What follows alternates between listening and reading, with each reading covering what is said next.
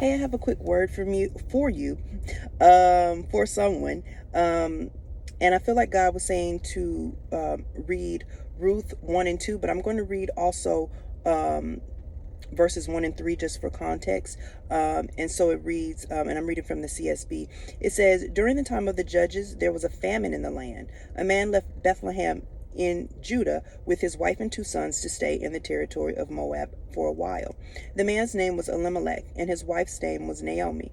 The names of his 2 sons were Mahlon and Chilion. They were Ephrathites from Bethlehem in Judah. They entered the fields of Moab and settled there. I feel like God is saying, be very careful about leaving where he's told you to be. If God has not sent you somewhere, if God has not told you to go, do not go. Do not move. That is what I feel like God is saying. Don't move from where I have placed you.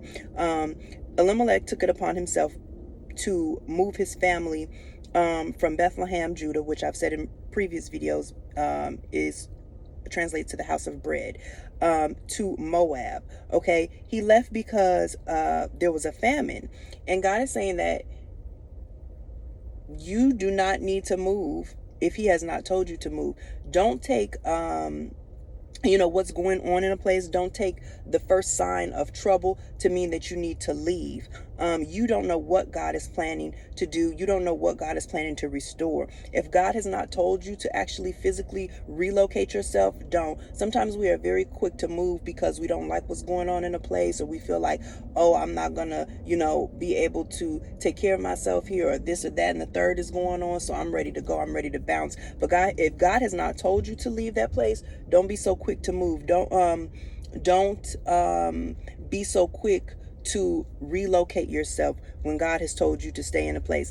And this is significant because the place that they were in, Bethlehem, Judah, was God's country. And instead of staying and Elimelech's name means God is my king. Okay, so there is no reason why a man whose name is God is my king should have ever went to an incestuous, idolatrous place like Moab.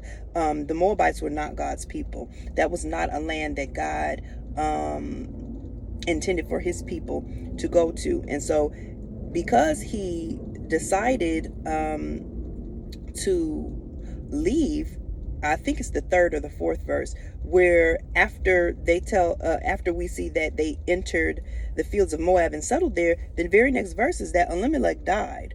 Now, I'm not saying that he died just specifically because of that choice, but he died in a place that God had never meant for him to settle in, right?